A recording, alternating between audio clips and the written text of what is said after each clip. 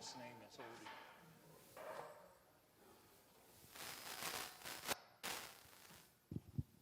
Hi. Hello, Jim Martin here. Well, 5 years ago, I was rummaging through a basement in a junk shop in Greenwood, and I found planes and saws. And I looked at 10 of the 40 planes or so, tore them apart, bought 2 for 30 bucks a pop. And then I went to the SAWS, and I found these 3 out of about 40.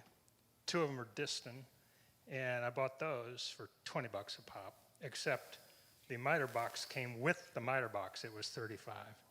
Works great.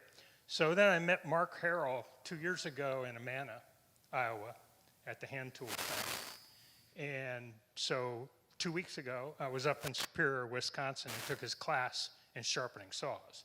And I took those 3. And I learned that this one is an 1855 Diston, 4.5 points per inch. I knew this was a Diston D8. It's 1910. And this one is a good saw, but it's not a Diston.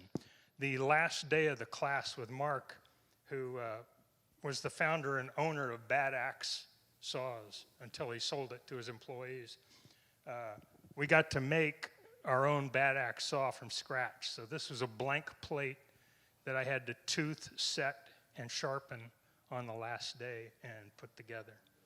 And like he told us the first day, the whole class, yeah, you're going to sharpen a saw. Anybody can sharpen a saw. What this does is it gives you the confidence that you're not going to screw it up.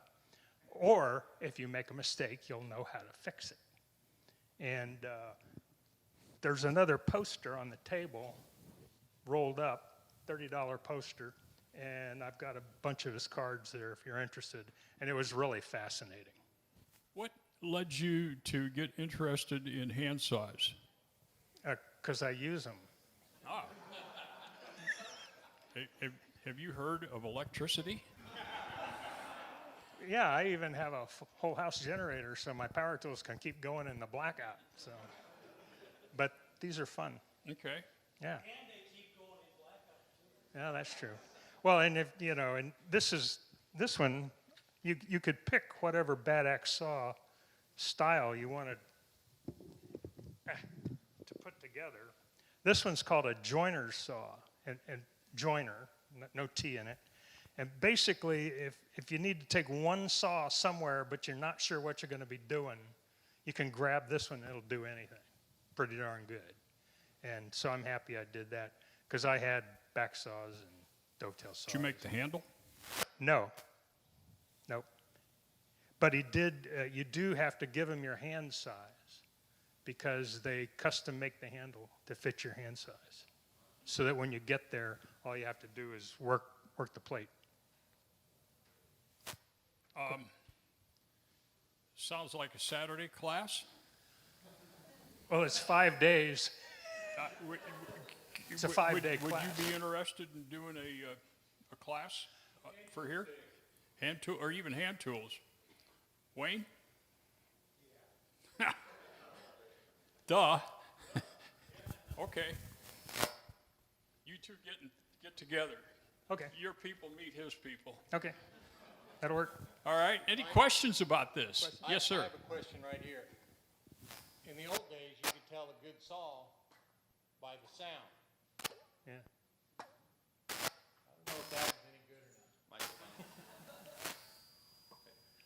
Yeah, that's a good rip. It looks ugly, but it's really smooth.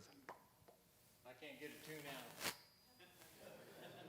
Could be the musician. Yeah.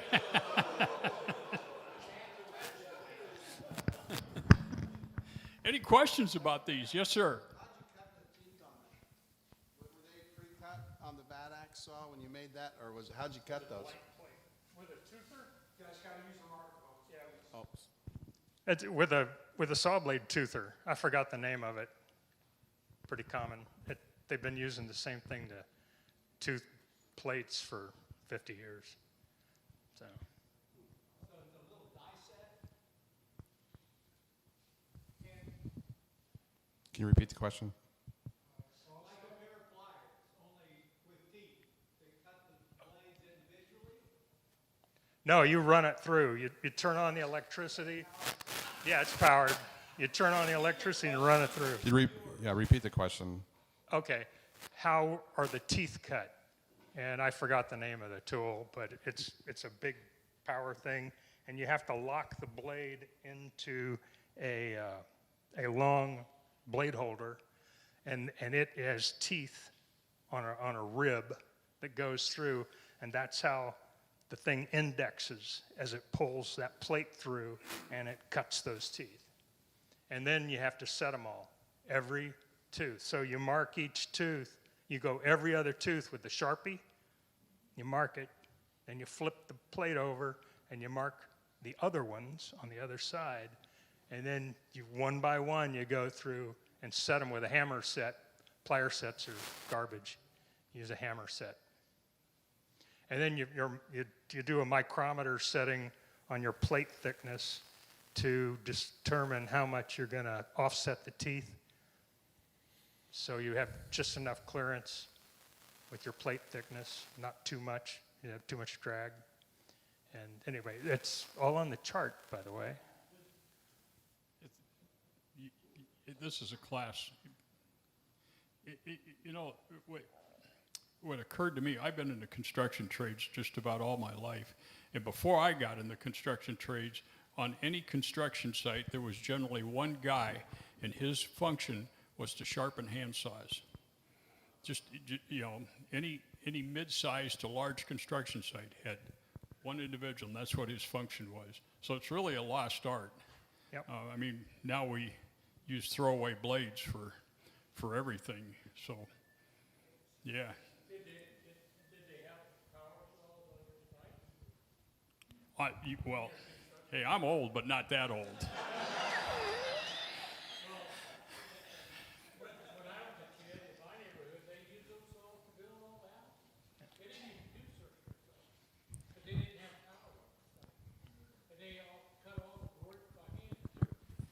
When I went up to 39th when I went up to 39th and Prospect, there's a hardware store up there. They had a Nobody online can hear you. Okay, so I'm sorry. They had a hardware store up there, and they had a shelf going around like that with saw sharpeners up there, and they were all going all the time, sharpening the saws, and to go click, move the next tooth. And all those guys built those houses with those saws, and they were cutting real 2x4s. Well, I remodeled my old house, and it had real 2x4s in it. They were 4 inches thick. And around here, most of the old houses from 1955 on to older were framed with southern yellow pine, which was harder than hell. This table here is built out of it's hard stuff. So yeah, you had to have sharp saws for sure. All right, any more questions?